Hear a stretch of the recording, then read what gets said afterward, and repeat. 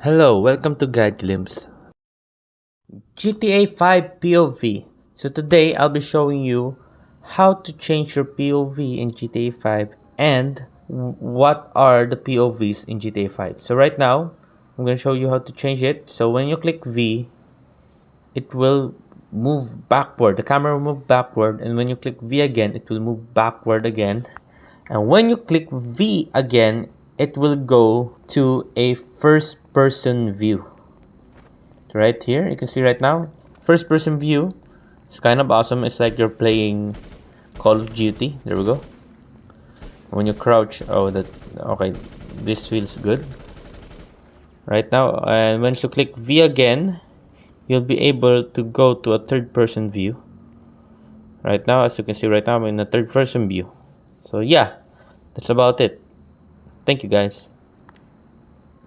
If you like the video, please consider giving us a thumbs up and subscribing for more content like this. Thank you.